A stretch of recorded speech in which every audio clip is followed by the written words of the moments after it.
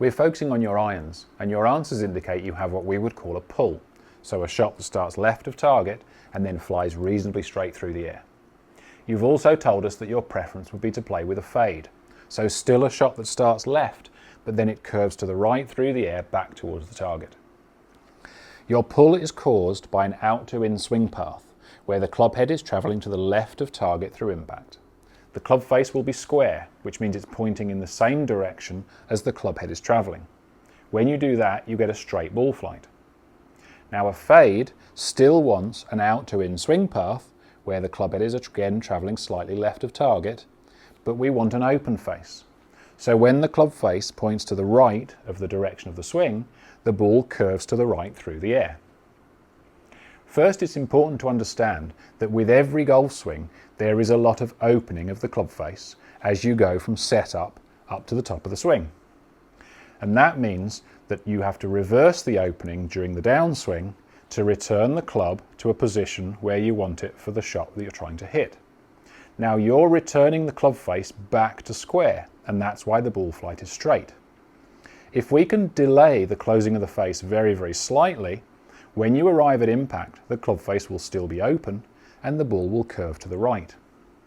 To learn to delay the closing of the face, we're going to use a point of reference, which is the logo on the back of the glove. At setup, the logo largely points towards the target, as does the club face. But notice when you swing back and up to the top of the swing, this logo very quickly rotates and points ahead of you, as does the club face again. Now, when we're bringing it down towards impact, to square the face for impact, we have to rotate the logo of the glove back towards the target. If we don't, and we maintain the logo of the glove pointing ahead of us, the face will come into impact open. So, it's not a case of doing this as much as we possibly can, but if we can delay the logo of the glove turning back towards the target, we can delay the closing of the face. And if we can do that very slightly, we will have a slightly open face at impact. So the feelings for this first are best exaggerated.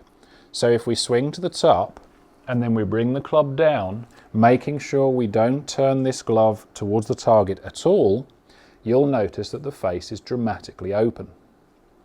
So from the top down to impact with no rotation of the glove. From here, release the club up into the follow through. Now again, obviously this is very exaggerated. This would hit the ball a long way to the right of target. But it's this feeling that we want some amount of to turn your pull into a fade. So let's make a swing where we add some flow to it. We have no pauses at all.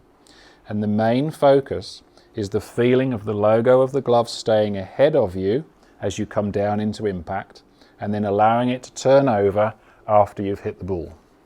So from setup all the way through to the finish,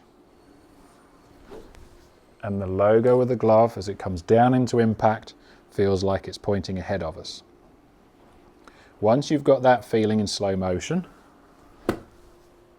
let's speed it up a little bit and see how that feels. And if it feels okay, it's time to hit a shot. The golf ball is going to tell you whether you've done this enough and you're hitting a slight fade, whether you've done it too much and the ball is going too far to the right, which means you need to ease off of this feeling, or whether you've not done it enough and the ball is still going left, which means you need more of this feeling. So again, little practice swing before each shot. Try and feel the logo of the glove is waiting until impact to then turn over. That means the club face is also waiting a little bit longer until impact before it finally turns over. Feel that in the golf swing and then hit your shot.